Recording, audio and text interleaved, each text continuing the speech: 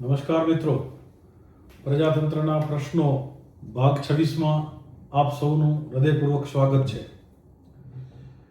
અગાઉ 25 ભાગ પૂર્ણ થયા અને 25 ભાગોનું વિશ્લેષણ કરતાં એવું જણાય છે કે ઘણા બધા યુવાનો, અલગ અલગ ક્ષેત્રના લોકો ડાયરેક્ટ અને ઇનડાયરેક્ટલી પ્રજાતંત્રના પ્રશ્નોની આ શ્રેણીની સાથે જોડાયા.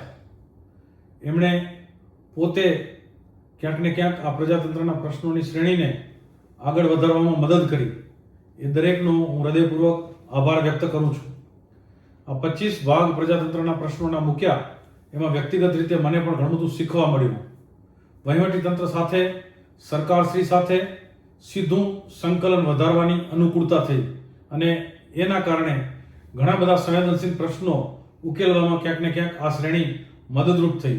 એટલે આ શ્રેણી સાથે જોડાયેલા બધા જ વાચકો, શુભેચ્છકો, હું દરેકનો આભાર વ્યક્ત કરું છું અને મારી કેમેરામેન ટીમ અને એના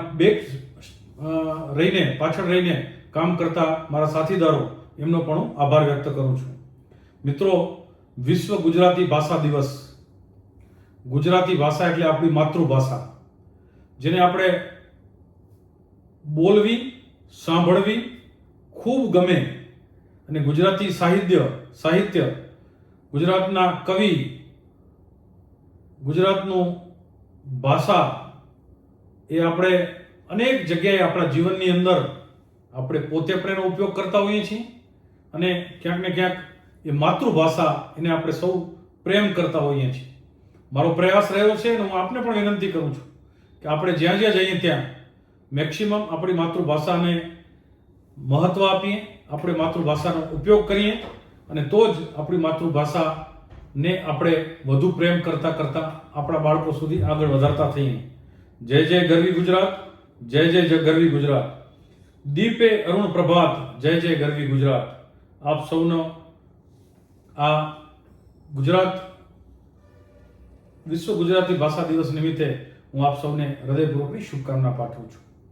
તાજેતરમાં જ 15મી ઓગસ્ટના 80મા સ્વતંત્રતા દિવસ નિમિત્તે લાલ કિલ્લા ઉપરથી દેશના આદરણીય પ્રધાનમંત્રી શ્રીએ પ્રેરક ઉદ્બોધન આપ્યું, રાષ્ટ્રને સંકલ્પિત કર્યું, રાષ્ટ્રની અંદર સામે આવનાર પડકારો તરફ અંગુલી નિર્દેશ કર્યો અને સાથે સાથે આપણને સૌને હૃદયના ભાવથી આનંદ થાય એવું વંદે માતરમ ગાન પૂર્ણ રૂપથી પહેલી વખત ગુંજી ઉઠ્યું અને આપણે સૌને ધન્યતાનો અનુભવ થયો, ગૌરવનો અનુભવ થયો.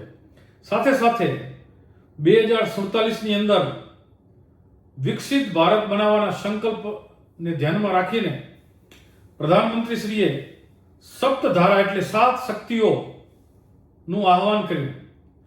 મેન્યુફેક્ચરિંગ, કૃષિ, ટેકનોલોજી, ગતિશક્તિ, સંરક્ષણ, ગ્રીન ઇકોનોમી અને સોફ્ટ પાવરના આ 7 કાર્યો, 7 પ્રોજેક્ટ, 7 વિષયો ઉપર દેશના પ્રત્યેક નાગરિકને પોતાનું સમર્પણ આપવાનું, એ દિશાની અંદર પોતાનું કાર્ય વધારવા માટેનું આહવાન કરી અને આ સપ્તધારાની શક્તિઓ દ્વારા 2047 સુધીમાં વિકસિત ભારતની અંદર પ્રત્યેક ભારતીય એટલે કે આપણે સૌ એની અંદર આપણાથી જે બની શકે એ પ્રકારે દેશ હિતને સર્વોત્તમ રાખીને કાર્ય કરવાનો સંકલ્પ લઈને પ્રધાનમંત્રીશ્રીએ જે આહવાન કર્યું છે એની અંદર આપણે સૌ સાથે જોડાઈએ.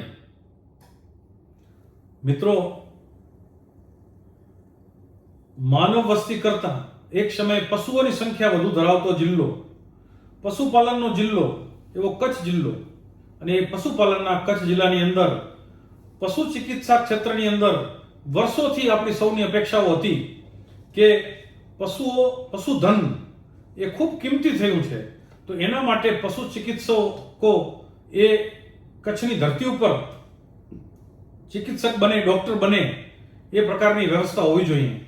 મારે ગુજરાત સરકારના મંત્રી શ્રી આદરણીય ત્રિકમભાઈ છાંગા સાહેબ, આપણા સૌ ધારાસભ્યશ્રીઓ, ભુજના ધારાસભ્ય શ્રી કેશુભાઈ પટેલ, આપણા સાંસદ, સૌ જેમણે પ્રયાસ કર્યો છે એ બધાને, આપણા માંડવીના ધારાસભ્ય શ્રી અનિરુદ્ધભાઈ દવે જે સંગઠનના પ્રદેશના મહામંત્રી પણ છે અને સૌ જેમણે પ્રયાસ કર્યો છે એમની હું અનુમોદના કરું છું કે કચ્છ જિલ્લાની અંદર ભુજની અંદર મહિલા આશ્રમની બાજુમાં કામધેનુ યુનિવર્સિટી દ્વારા શરૂ કરાયેલી college of veterinary science and animal husbandry માત્ર શૈક્ષણિક સંસ્થા જ નહીં પરંતુ પશુ આરોગ્ય સારવાર સંશોધન પશુપાલન વિકાસ ગ્રામ્ય સેવા અને સામાજિક સાથે કચ્છના વિદ્યાર્થીઓને પશુ ડોક્ટર બનાવવા માટેની એક તક આપી રહ્યું છે. કચ્છ જિલ્લાની અંદર હિન્દુસ્તાનનો સૌથી મોટો જિલ્લો, ત્યાં આદરણીય નરેન્દ્રભાઈ મોદી સાહેબના વિશેષ પ્રયાસ અને લાગણીથી MBBS ડોક્ટર બને એ પ્રકારની વ્યવસ્થા તો થઈ જ હતી, પરંતુ પશુઓ માટે ડોક્ટર્સ પણ આ ધરતી ઉપરથી બને એ પ્રકારની જે વ્યવસ્થા અહીં ઊભી કરવામાં આવી છે એ કાર્ય આ વર્ષથી શરૂ પણ થયું છે, જેના કારણે અનેક વિદ્યાર્થીઓ આગામી સમયની અંદર ડોક્ટર બની અને આપણા મહામૂલા પશુધનની સેવાની અંદર ચોક્કસ જોડાશે. મિત્રો, એક ઘટના જે આપણી સામે આવી છે એ છે, એની અનુમોદના કરવી જ રહી. આપણા નાયબ મુખ્યમંત્રી શ્રી આદરણીય હર્ષભાઈ સંઘવી સાહેબ પાસે એક ઘટના પહોંચે છે. જીવનભરની કમાણી એ ક્યાંક ને ક્યાંક ઠગાઈનો ભોગ બનીને એ ગુમાવે છે અને એ વાત હર્ષ સંઘવી સુધી પહોંચે છે. પશ્ચિમ કચ્છ જિલ્લાના વડા ખૂબ સંવેદનશીલ શ્રી વિકાસભાઈ સુંડા સાહેબને કામગીરી સોંપવામાં આવે છે અને 3 જ દિવસની અંદર એ 35 લાખ રૂપિયા જેવી માતબર રકમ મુન્દ્રાના વતની આશાબેન ને આશરે 3 વર્ષ પહેલા રોજગારીની જરૂરિયાત હોવાથી કેડી એન્ટરપ્રાઇઝ નામની કંપનીમાં એજન્ટ તરીકે જોડાયા હતા અને આ કંપની દ્વારા વધુ વળતર અને ડબલ પૈસા કરવાની લોભામણી સ્કીમમાં જે ગુમાવ્યા હતા એ પરત અપાવ્યા છે. આ ઘટનામાંથી શીખ લેવા જેવી એ છે કે જ્યારે વધુ વળતરની વાત કરીને કોઈ કંપની આપણને એજન્ટ બનાવે અથવા આપણું રોકાણ કરાવે ત્યારે એ 2 વખત ચેક કરવું જોઈએ. એક મર્યાદા કરતાં વધુ વળતરની વાત આવે ત્યારે એની લાલચમાં નહીં આવવું જોઈએ. એને સક્ષમ વ્યક્તિઓ પાસે, યોગ્ય વ્યક્તિઓ પાસે, એના માસ્ટર્સ પાસે ચેક કરાવવું જોઈએ અને પછી જ આવી ઘટનાની અંદર રોકાણ કરવાનો વિચાર કરવો જોઈએ. રોકાણ કરવાની ગવર્મેન્ટની અનેક સ્કીમો છે, અનેક પ્રકારની વ્યવસ્થાઓ છે. જે વ્યવસ્થાઓ છે, જે માન્ય વ્યવસ્થાઓ છે, એનો ઉપયોગ કરવો જોઈએ. લોભામણી લાલચોમાં નહીં આવવું જોઈએ.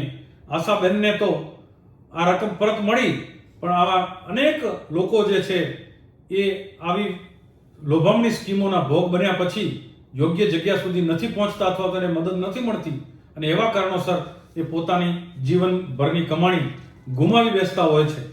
એટલે આ ઘટનામાંથી આપણે સૌએ શીખ લેવી જોઈએ. એક ઘટના મારા વાગડ વિસ્તારની અંદર બની છે જે ખૂબ ગૌરવ વધારે એવી છે.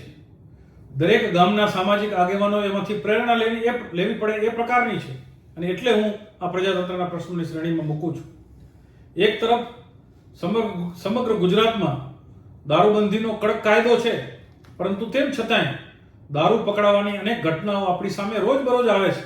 ન્યૂઝપેપર મીડિયામાં આપણે રોજબરોજ જોતા હોઈએ છીએ કે દારૂ પકડાયાની ઘટનાઓ બને. એ દેશી દારૂ હોય કે વિદેશી દારૂ હોય. તાજેતરમાં જ નકલી દારૂના કારણે કેટલાક માણસોને જાન ગુમાવવી પડે એવી ઘટનાઓ પણ આપણી સામે આવી છે. અને રોજબરોજ ક્યાંક ને ક્યાંક જો સાંજે કે રાત્રે આપણે નીકળીએ તો આવી ઘટનાઓ આપણી સામે આવતી હોય છે. પરંતુ સરકાર, વહીવટી તંત્ર ઘણી બધી જગ્યાએ સારી કામગીરી કરે પણ છે, પણ તેમ છતાંય સામાજિક વ્યવસ્થા જ્યાં સુધી ન બદલાય ત્યાં સુધી બધી બાજુથી આ દૂષણ સામે ન લડવામાં આવે ત્યાં સુધી એની સામે જીતવું મુશ્કેલ હોય છે. પરંતુ વાગડ વિસ્તારના ઐતિહાસિક એવા નાનકડા પણ વલ્લભપર ગામે ગ્રામીણ સ્તરે દાખલો બેસાડે એ પ્રકારનો એક નિર્ણય કર્યો છે. દારૂના દૂષણ સામે સંપૂર્ણપણે ગામે નિર્ણય કર્યો છે અને લક્ષ્મણ રેખા ખેંચી છે કે આપણા ગામની અંદર કોઈ વ્યક્તિ દારૂનો ઉપયોગ નહીં કરે, દારૂ વેચશે પણ નહીં. આ ગામ એટલે 1951માં તોરણ બંધાયેલું અને ગાંધીવાદી સ્વર્ગસ્થ મગનભાઈ સોનીએ આ ગામની અંદર શૈક્ષણિક સંસ્થા શરૂ કરીને ખૂબ સરસ કામ જીવનભર આ ગામની સેવાની અંદર જોડાયેલા એ મગનભાઈ સોનીના માર્ગદર્શન હેઠળ આ ગામની અંદર અનેક વિદ્યાર્થીઓ જેણે પોતાનું શિક્ષણ ત્યાંથી મેળવ્યું છે, સંસ્કાર ત્યાંથી મેળવ્યું છે, અને એવા ગામની અંદર પણ આ દારૂની બદી માટે જેમણે પણ પ્રયાસ કર્યા છે દરેકને હું વંદન સાથે અભિનંદન આપું છું.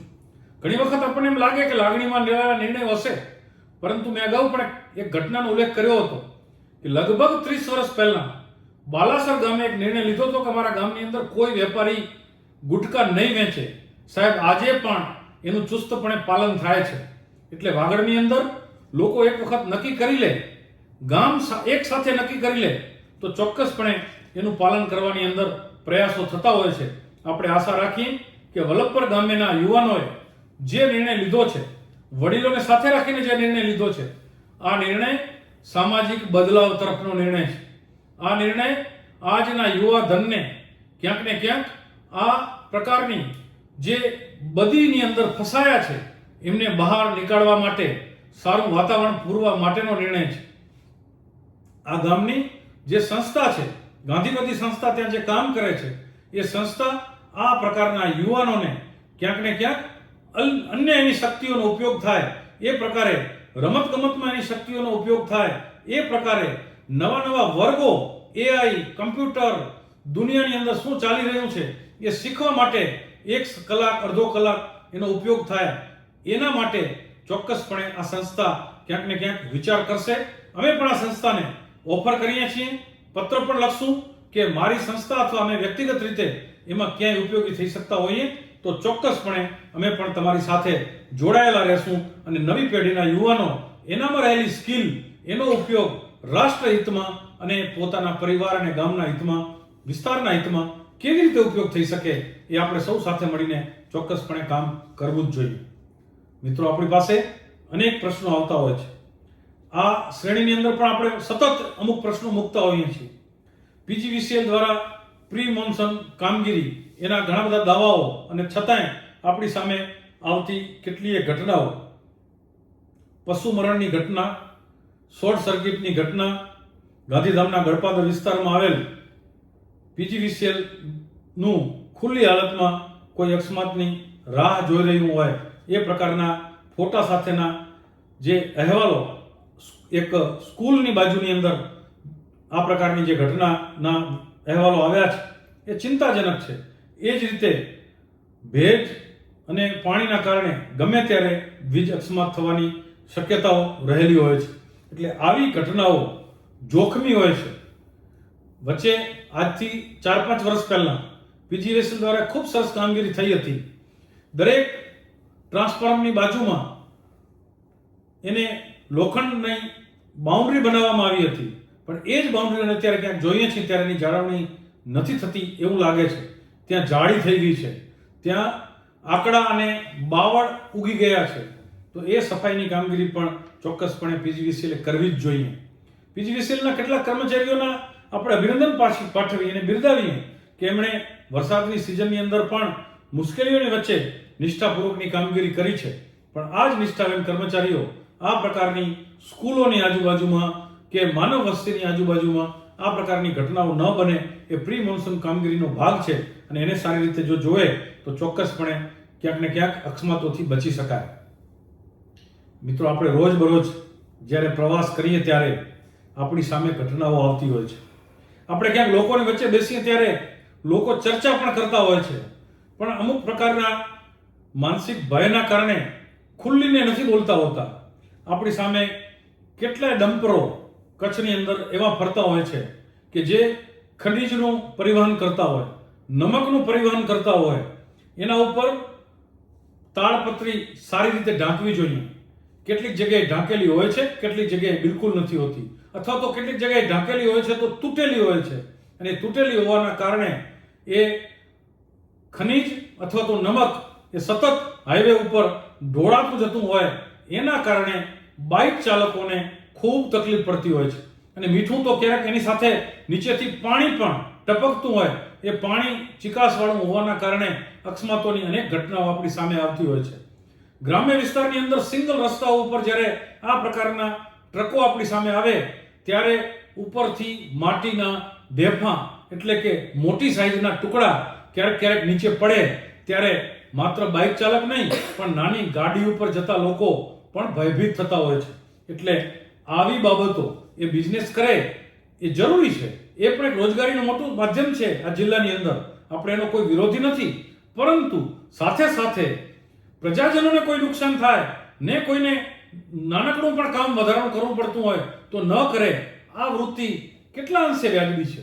વહીવટી તંત્રએ આના ઉપર પણ એક અભિયાન ચલાવવું જોઈએ, કોષ બોલાવવી જોઈએ. અને આ પ્રકારે હમણાં જ આપણે એક ઘટના બની કે પાઇપ ભરેલી ગાડી ભુજના જેવા શહેરમાંથી નીકળતી હોય અને ઓચિંતા જ એના રસા તૂટી જાય અને પાઇપ વિખેરાઈ જાય.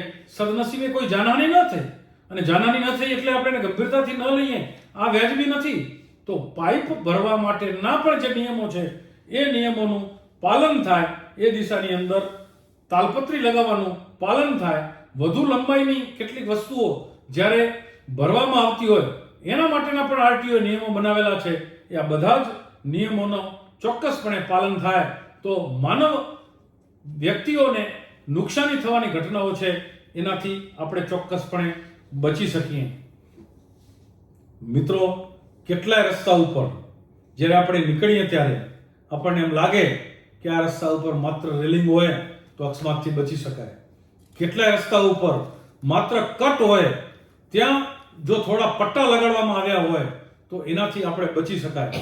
અનેક રસ્તાઓની ચર્ચા કરવી છે, પરંતુ માત્ર એક કે બે ઉદાહરણો આજે હું આપવા માંગુ છું કે જ્યારે ભચાઉથી રાપર આપણે જતા હોઈએ ત્યારે કુડા ગામ પાસે એ પ્રકારનો એક વળાંક આવે છે અને ત્યાં એ પ્રકારની પાપડી છે. પાપડી અને વળાંક બંને સાથે હોવાના કારણે સીધે સીધું કોઈ વાહન સામે આવી જાય ત્યારે આપણને દેખાતું નથી હોતું, તો ક્યારેક એ પાપડી ઉપર વાહન ઉતરી જવાની પણ સંભાવના છે. તો ત્યાં મિરર પણ લગાડવા જોઈએ, ત્યાં રેલિંગ પણ લગાડવી જોઈએ અને નોર્મ્સ મુજબ જે પણ લગાડવાની જરૂર હોય ચોક્કસપણે લગાડવું જોઈએ. અન્યથા ત્યાં ગમે તેટલી સાવચેતી રાખવામાં આવે તો એક વખત ઢાળમાં ઉતરવાનું, પાપડી આવે અને ત્યાર પછી ઉપર ચડવાનું, અને એ પણ ગોલાઈમાં ચડવાનું. ત્યારે વાહન ચાલકોએ ખૂબ સાવચેત રહેવું પડે. રોજ ત્યાંથી વાહન ચલાવતા હોય એને ખ્યાલ હોય કે કયા પ્રકારનો ઢાળ છે, પણ નવા વાહન ચાલકો ત્યાંથી જ્યારે નીકળતા હોય ત્યારે આ પ્રકારની સમસ્યા સર્જાઈ શકે એવી ઘટના ઘણી બધી વખત આપણી સામે આવી છે. તો એટલા માટે હું કહેવા માંગુ છું કે ઘણા બધા ઘટનાઓ આપણી સામે હોય છે કે જેના કારણે કોઈને કોઈ અકસ્માતની અંદર ઘટનાઓ બનતી હોય છે. તાજેતરમાં જ બેલા ગામની અંદર એક ઘટનાની અંદર મૃત્યુની ઘટના બની છે. નંદાસર પાસે એક દંપતીના અકસ્માતની અંદર મૃત્યુની ઘટના બની છે. મૃત્યુની ઘટના એ આજે કોઈ પરિવાર માટે છે, કાલે આપણા કોઈ વારસોયા માટે હશે. એટલે એને માત્ર ન્યૂઝપેપરની અંદર એ ઘટના આવી જાય, એના માટેનો યોગ્ય કેસ થઈ જાય અને ભલામણો આવે છે તો પણ એ પ્રકારની આવે છે કે એને વીમાની રકમ કેવી રીતે મળી શકે, માત્ર એટલું પૂરતું નથી. પણ એ વિસ્તારના લોકોએ, પ્રજાએ, જનપ્રતિનિધિઓએ દરેકે જાગૃત રહીને આ પ્રકારના જે સ્પોટ હોય, જ્યાં જે ઘટના બની છે, જ્યાં મૃત્યુની, ત્યાં એ કારણો એના દૂર થાય એ દિશામાં જો કામ નહીં કરીએ તો આજે નહીં તો ફરીને એ સ્પોટ ઉપર બીજી ઘટના બનશે, અને બીજી ઘટના બનશે ત્યારે આપણે આહકારો કરશું, થોડી વાર દુઃખ થશે મનની અંદર અને ફરીને પાછા એને ભૂલી જશું અને ફરીને એ જ ક્રમ ચાલશે. આ ઘટનાઓ, માનવ મૃત્યુની ઘટનાઓ, એને ક્યારેય સામાન્ય ન ગણી શકાય. આપણે બધાએ, આ કોઈ એક વ્યક્તિથી ના થઈ શકે, કોઈ એક સમૂહથી ના થઈ શકે, પરંતુ દરેક નાગરિકે એના ઉપર કોમેન્ટ કરવી જોઈએ. દરેક નાગરિકે એના માટે થઈને રજૂઆત કરવી જોઈએ. દરેક નાગરિકે, આજે એના હાથની અંદર મોબાઈલ છે, મોબાઈલના માધ્યમથી ઘણું બધું થઈ શકે, ટેકનોલોજીનો ઉપયોગ કરીને ઘણું બધું થઈ શકે. એટલે આવી ઘટનાઓની સામે આપણે જાગૃતતા ફેલાવવાનું કાર્ય સૌ સાથે મળીને, યુવાનો, વડીલો, બધા જ સાથે મળીને કરીએ તો જ એમાંથી આપણને સુખદ રસ્તાઓ મળશે. કેટલીક ઘટનાઓ આપણને દુઃખ થાય એ પ્રકારની છે. રાપર હોય કે માધાપર, ગટરનું પાણી, દૂષિત પાણી નદી, નાળા, વોકળાની અંદર જઈ રહ્યું છે. એ પ્રકારની સમસ્યાઓના પત્રો આપણને આવે છે. એ પ્રકારની સમસ્યાઓ આપણે માધ્યમોની અંદર પણ આવે છે.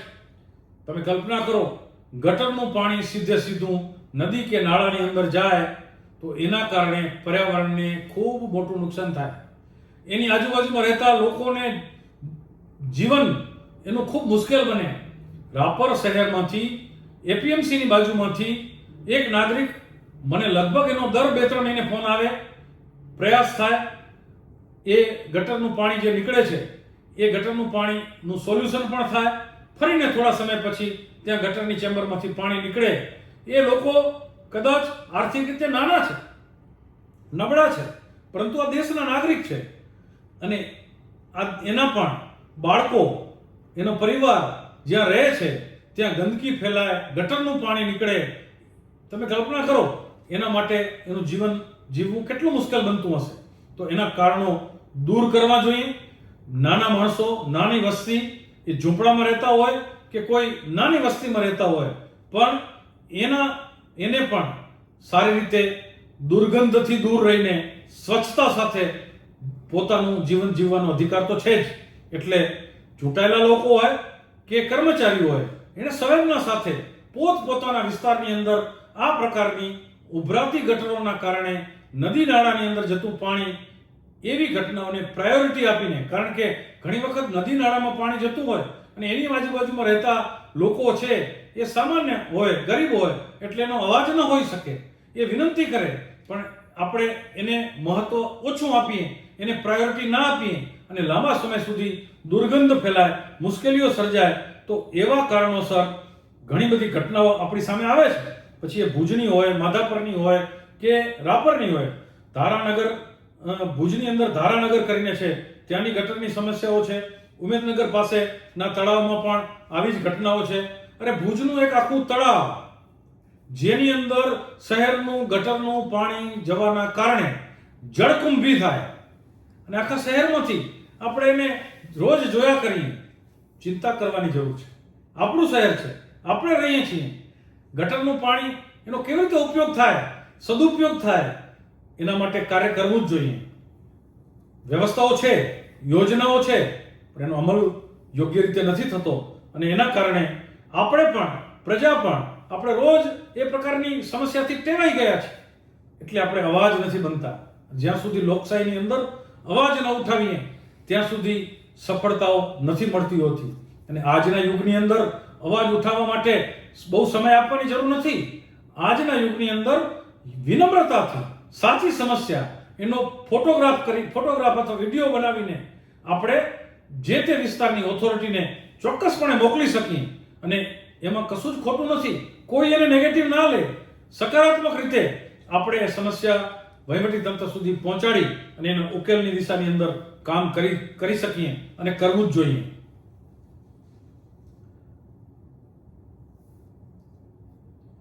મિત્રો, આજે સંવેદના સાથે એક વાત જે ચિંતનની અંદર રોજ મને આવે છે, કોઈ આ પ્રશ્ન નથી મૂક્યો, પણ ચિંતન કરીએ ત્યારે રોજ આવે છે અને એ છે, કારણ કે હું સ્કૂલ, કોલેજ ત્યાં જતો હોઉં છું, રેગ્યુલર જતો હોઉં છું. મારી પોતાની પણ સ્કૂલ અને કોલેજ છે, ત્યાં પણ જતો હોઉં છું. યુવાનો સાથે મળતો હોઉં છું. અને હમણાં જ જેન ઝીની જે ચર્ચાઓ આખા દેશની અંદર ચાલે છે, એ જેન ઝીના માણસને સમજવાનો પ્રયાસ પણ કર્યો છે. આજનું જેન ઝી ખૂબ સકારાત્મક છે. આજનું જેન ઝી ટ્રાન્સપરન્ટ છે. આજનું જેન ઝી સહયોગી છે. આજનું જેન ઝી નવા વિચારોને અપનાવે છે. અને આજનું જેન ઝી જે છે એ યુવાનો પોતે પણ દેશ માટે કાર્ય કરવા રેડી છે, પરંતુ એને સાચી દિશાની અંદર વાળવાની જરૂર છે. સાચી દિશા આપવાની જરૂર છે. એની સાથે મિત્રતા કરવાની જરૂર છે. એની સાથે એને પ્રેમ કરવાની જરૂર છે. તો એની શક્તિઓ અપાર છે અને એ નવું શીખવા માટે તૈયાર છે. દેશ અને દુનિયાને નવું આપી શકે એમ છે. ડિજિટલ માધ્યમથી, એઆઈના માધ્યમથી એ સકારાત્મક રીતે આ દેશને ખૂબ ઉપયોગી થઈ શકે એ પ્રકારનું જેન ઝી છે. એની સાથે સંવાદ કરવાની જરૂર છે, વાતચીત કરવાની જરૂર છે, એની પાસેથી શીખવાની જરૂર છે.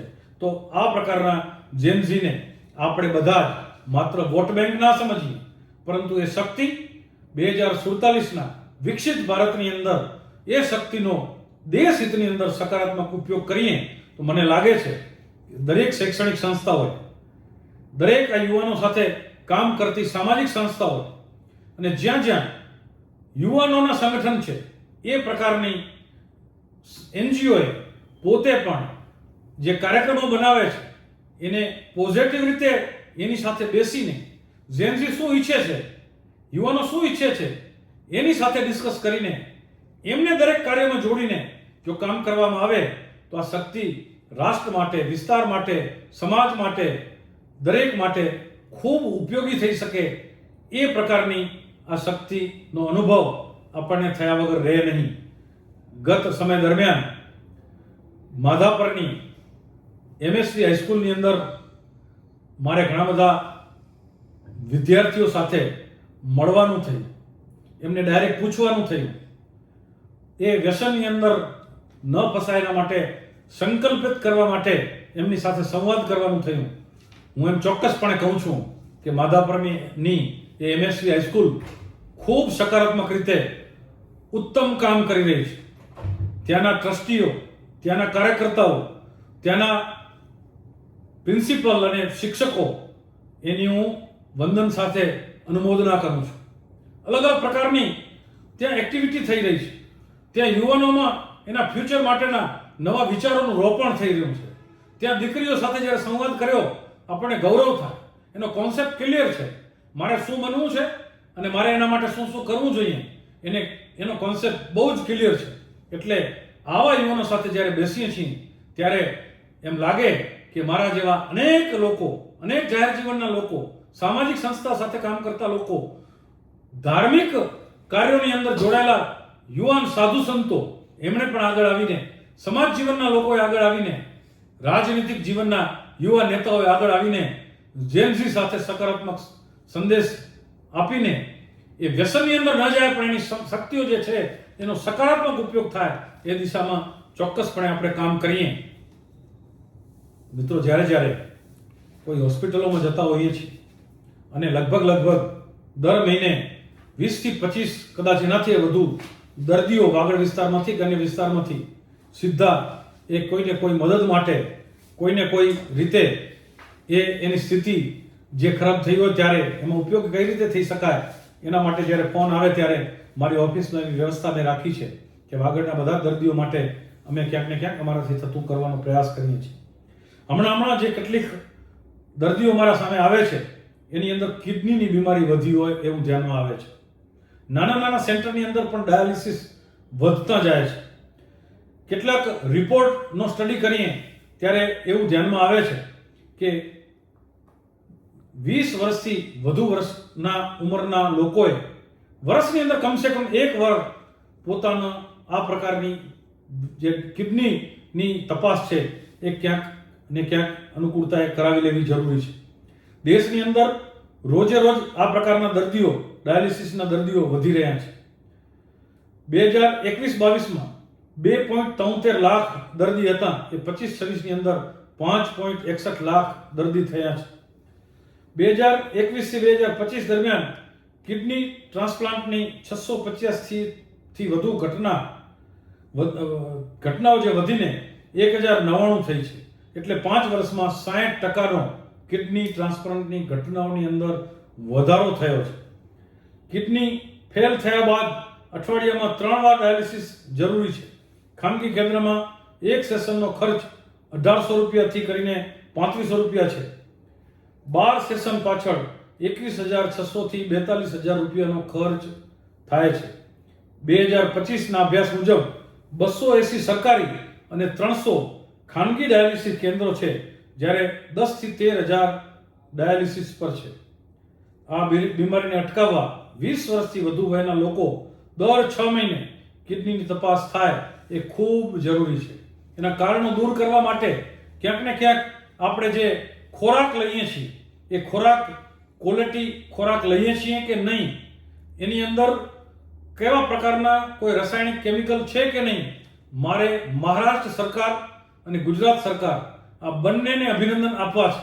મહારાષ્ટ્ર સરકારના એક અધિકારીને પણ અભિનંદન આપવા છે કે જે પનીર હતું જ નહીં, અથવા તો જે દૂધમાંથી બનતું પનીર નહોતું એ અલગ પ્રકારનું પનીર હતું. એ પનીર ઉપર સંપૂર્ણ પ્રતિબંધ મૂકીને જે પ્રકારનું કાર્ય આપણા હોટલોની અંદર પીરસાતા પનીરને દૂર કરવાનું આપણા ખોરાકમાંથી કાર્ય કર્યું છે, એના માટે હું એમને અભિનંદન આપું છું. આપણે જ્યારે કોઈ હોટલની પસંદગી કરીએ ત્યારે એની ફૂડ ક્વોલિટીને પણ ચેક કરવાનો પ્રયાસ કરીએ, એના સ્વાદની સાથે સાથે એની અંદર કોઈ પ્રકારના રાસાયણિક કલરોનો ઉપયોગ તો નથી થતો ને, એની પણ ચિંતા કરીએ. કારણ કે મેં જોયું છે અને મેં એના માટેની એક શિબિર પણ કરી છે કે જે પણ પ્રોડક્ટ બને છે, જે પણ સબ્જી બને છે, જે પણ ખાદ્ય ખોરાક બને છે, એની અંદર સિન્થેટિક કલરોનો ઉપયોગ ક્યાંક ને ક્યાંક ડાયરેક્ટ ઇનડાયરેક્ટલી વધ્યો છે.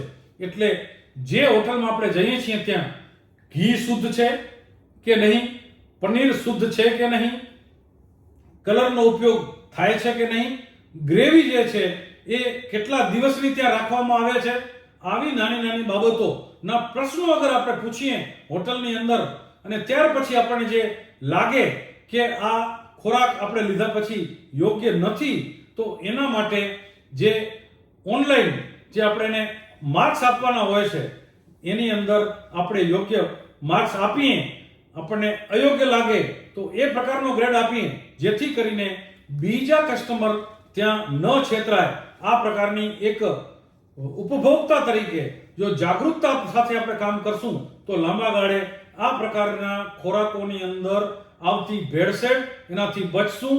એના કારણે આપણી કિડની ઉપર જે અસર થતી હોય અને કિડનીની સમસ્યાઓ જે વધી રહી છે એનાથી આપણે અને આપણી આવનારી પેઢી બચી શકશે. એક ઘટના જે આપણી સામે આવી છે, ન્યૂઝપેપરના માધ્યમથી આવી છે. કેટલીક ઘટનાઓ આપણી આંખ સામે પણ હોય છે. વિશેષ કરીને જે પરિસરની અંદર દીકરીઓ સ્ટડી કરતી હોય એવા પરિસરોની આજુબાજુની અંદર રોમિયોગીરી કરતા લુખ્ખા તત્વોનો ત્રાસ એ કોઈ નવી ઘટના નથી, પણ એની સામે ક્યાંક ને ક્યાંક જાગૃતતા ઓછી છે. આપણે આંખ મીચામણા કરીએ છીએ. મારે શું એવો ભાવ ક્યારેક મનમાં આવી જાય છે, ક્યારેક એવો પણ ભાવ આવી જાય છે કે આપણે બોલશું તો આવા જે લુખ્ખા તત્વો હોય છે એ મજબૂત થયેલા હોય છે અને એ ક્યાંક ને ક્યાંક મને અથવા મારા પરિવારને નુકસાન પહોંચાડશે, તો આવા બીકથી આપણે આવું કામ નથી કરતા હોતા.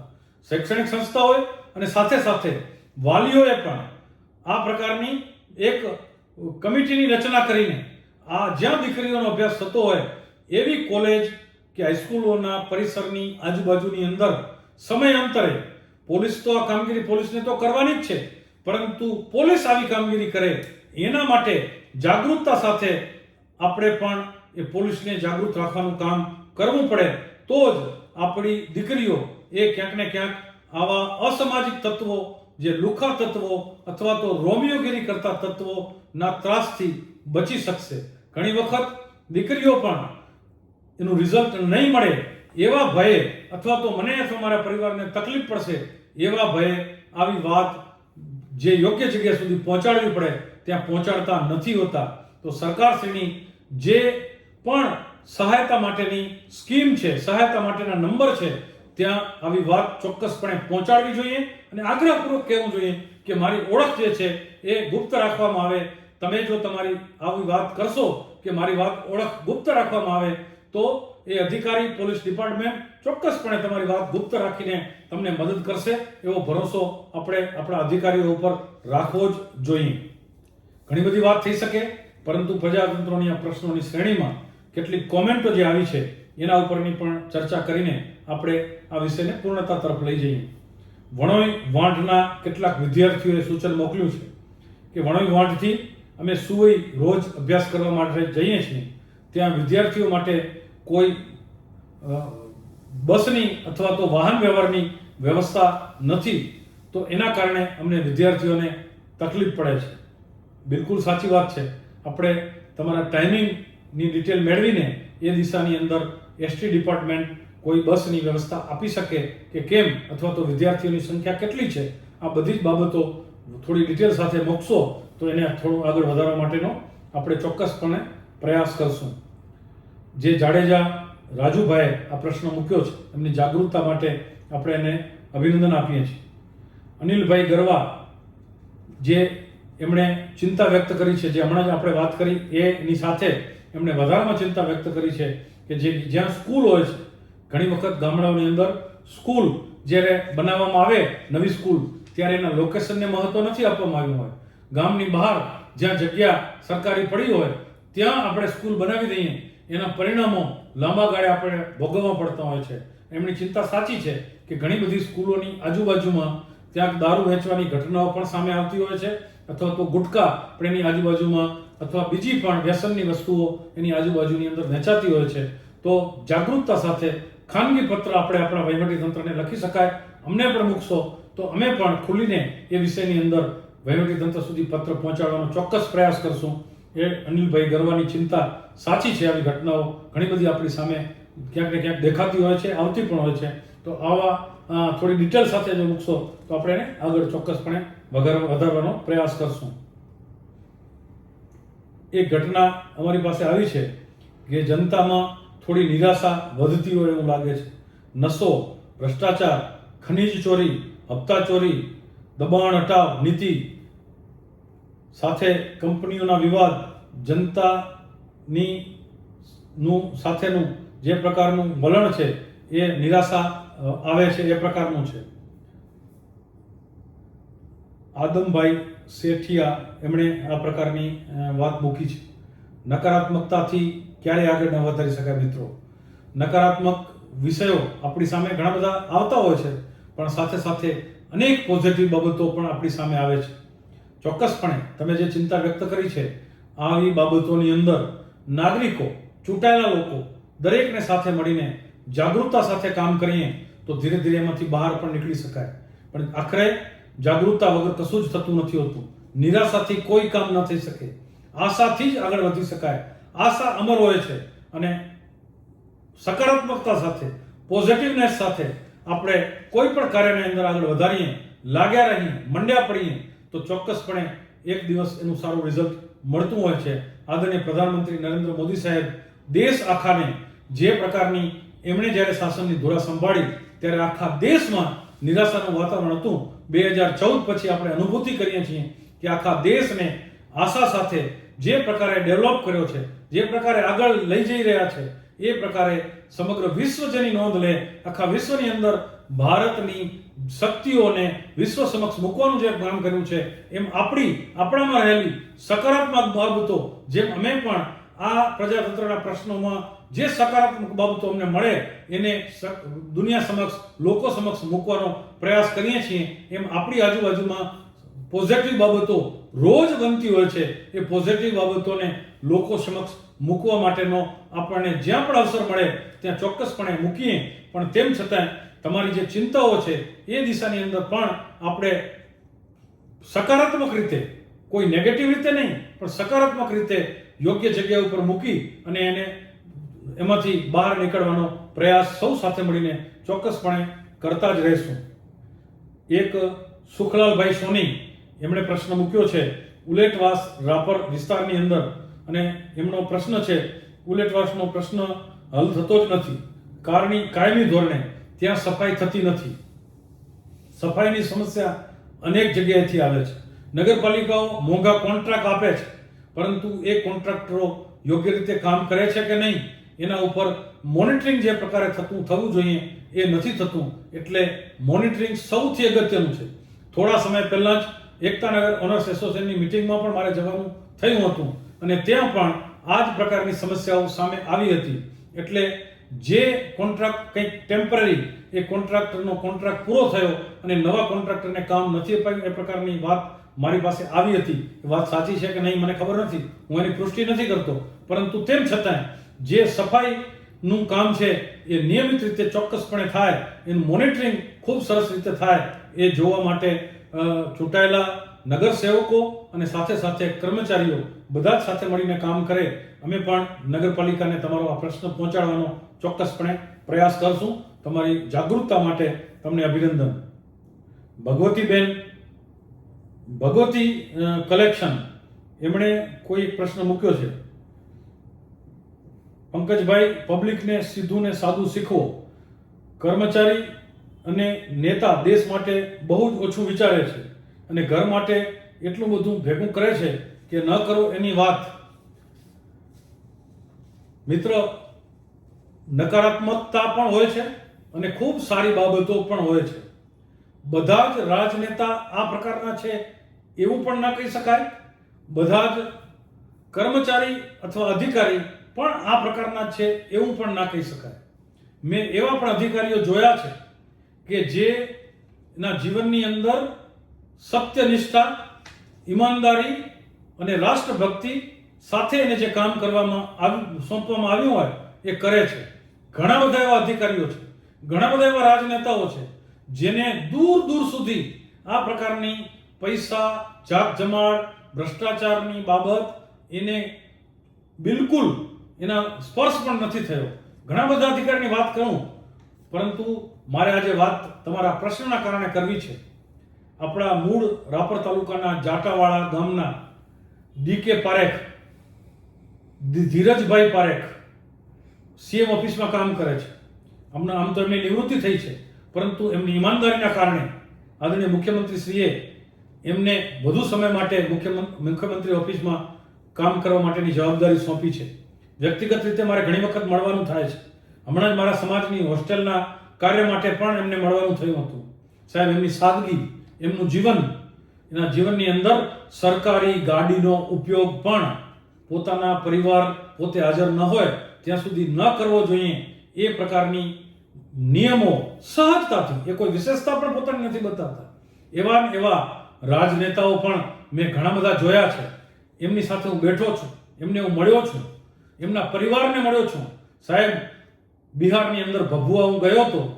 જે વ્યક્તિ રાજ્યના ટોપ લેવલના નેતૃત્વની અંદર રહ્યા હોય, જે વ્યક્તિ પોતાના સમયની અંદર મુખ્યમંત્રી પછીના 1 થી 5 ની અંદર મંત્રી રહ્યા હોય, વર્ષો સુધી કામ કર્યું હોય, એવા પરિવારોના ઘરમાં જ્યારે જઈએ ત્યારે આપણને આંખમાંથી આંસુ આવે કે એ પરિવાર આપણને પ્રેમથી જમાડે, પણ આપણને ખબર પડી જાય કે એની આર્થિક સ્થિતિ શું છે. એવા રાજનેતાઓ પણ આ દેશની અંદર આજે પણ છે. એટલે સામૂહિક રીતે એ રાજનેતા હોય, અધિકારી હોય કે કર્મચારી હોય, એને ક્યારેય એમ ન માની લેવું જોઈએ કે બધા જ એ ખરાબ છે. પરંતુ આખરે એ રાજનેતાને મોકલીએ છીએ આપણે જ, પ્રજામાંથી જ ચૂંટાઈને જાય છે. એ જ રાજનેતા પ્રજાનો જ એક ભાગ છે અને એ જ કર્મચારી આ જ સમાજમાંથી આવેલા પરિવારોના દીકરા છે. એટલે ક્યાંક ને ક્યાંક આખી સામાજિક વ્યવસ્થા, આપણી જે રાજનીતિક વ્યવસ્થા, એને સુધારવા માટે, એને બદલાવવા માટે, એને કોઈ ભ્રષ્ટાચાર સાથે જોડાયેલા વ્યક્તિઓ હોય તો એને કેવી રીતે, કેટલું મહત્વ આપવું, આ બધા જ વિષયો ચિંતનાત્મક વિષયો છે. અને છતાંય તમે એના માટેની ચિંતા વ્યક્ત જે કરી છે એ સારી બાબત છે. કોઈ વ્યક્તિ એની ચર્ચા કરશે, ચિંતા કરશે, તો જ આવી ઘટનાઓ ઓછી બનશે. એટલે એની ચર્ચા કરવી એ ખૂબ જરૂરી છે. એની ચિંતા કરવી એ પણ જરૂરી છે. નાના નાના સમૂહમાં, પોતાના સમાજની અંદર ઈમાનદારીથી સારું કામ કરતા જે લોકો હોય એની અનુમોદના કરવી જોઈએ, એની વાત લોકો સુધી પહોંચાડવી જોઈએ. આપણે કદાચ કોઈની ટીકા ન કરી શકીએ તો ખૂબ સારી બાબત છે. ટીકા પણ સમાજ હિતમાં જ્યારે કરતા હોઈએ ત્યારે એ સારી બાબત ગણાય. પરંતુ ન કરી શકીએ તો પણ જ્યારે સારી બાબતો જે બને છે એને વધુ સારી રીતે આપણે આગળ વધારીએ તો પણ એ ધીરે ધીરે આ પ્રકારના શુદ્ધિકરણના કામની અંદર આપણે આપણો સહયોગ છે એવું માનવું જોઈએ. જગમાલભાઈ પટેલ, શ્રીમાન પંકજભાઈ મહેતા ભાઈ, આપને 25મા પ્રજાતંત્રના પ્રશ્નોના સંબોધનના અભિનંદન પાઠવું છું. એમણે શિવગઢ અને એની આજુબાજુના વીજળીના પ્રશ્નો વગેરે, પાણીના પ્રશ્નો વગેરે જે આપણે મૂક્યા એના માટેની આપણને આ શ્રેણીને અભિનંદન પાઠવ્યા છે. અને સતત એ જાગૃતતા સાથે પોતાના ગામના પ્રશ્નો આપણી પાસે મોકલતા રહે છે. એટલે આપણે પણ એમને અભિનંદન પાઠવીએ. અને આ જ પ્રકારે જાગૃતતા સાથે યુવાનો સતત આ શ્રેણી સાથે જોડાશે તો મને એમ લાગે છે કે મજબૂતાઈ સાથે આપણે પ્રજાતંત્રના પ્રશ્નોના માધ્યમથી જાગૃતતા ફેલાવવાનું કામ, સકારાત્મકતા ફેલાવવાનું કામ, સામાજિક બદીઓને દૂર કરવા માટેના એક નાનકડા પ્રયાસની અંદર આપણું કામ અને એમાં એની સાથે સાથે સમસ્યાઓને પણ દૂર કરવાનું કામ એ આ શ્રેણીના માધ્યમથી કરશું એવો મને વિશ્વાસ છે. તમને બધાને જો આ શ્રેણી ગમી હોય તો શેર અને લાઈક કરજો, કોમેન્ટ કરજો, તમારી આજુબાજુની સમસ્યા ડિટેલ સાથે મોકલજો. માત્ર સામૂહિક એક લીટીની અંદર મોકલવાથી ઘણી વખત નથી ખબર પડતી હોતી. મને વ્યક્તિગત પણ મોકલી શકો. તમે કોમેન્ટ ના કરવી હોય તો મારા પોતાના નંબર ઉપર વોટ્સએપ દ્વારા મોકલી શકશો. મારો મોબાઈલ નંબર છે 98 252 28 615 અને વોટ્સએપ નંબર પણ આ જ છે. મારા ઈમેલ એડ્રેસ ઉપર પણ મોકલી શકશો. PAMehta@gmail.com આના ઉપર પણ મોકલી શકશો. તમે ડિટેલ સાથે, પુરાવા સાથે, ફોટા સાથે જો આ પ્રકારના પ્રશ્નો મૂકશો, તમે કહેશો તો તમારું નામ પણ ગુપ્ત રાખવામાં આવશે અને યોગ્ય જગ્યા સુધી, અધિકારીઓ સુધી, મંત્રીઓ સુધી અને વहीं સરકાર સુધી, કારણ કે સરકાર પોઝિટિવ છે, મુખ્યમંત્રી પોઝિટિવ છે, મંત્રીઓ પોઝિટિવ છે અને નિયમોથી વિપરીત જઈને પણ, ઉપર જઈને પણ ક્યાંક ને ક્યાંક બદલાવ કરવા પડે તો બદલાવ કરીને પણ સમસ્યા દૂર કરવાનો પ્રયાસ કરતા હોય છે. આ જ પ્રજાતંત્રની પ્રશ્નોની શ્રેણીમાં આપણે આવી પ્રશ્નો જે સરકારે ઉકેલ્યા હોય એવી પણ ઘટનાઓનો ઉલ્લેખ અનેક વખત કર્યો છે. એટલે જો આવા પ્રશ્નો મૂકશો તો આપણે ચોક્કસ એને આગળ વધારવાનો પ્રયાસ કરશું. અસ્તુ, વંદે માતરમ.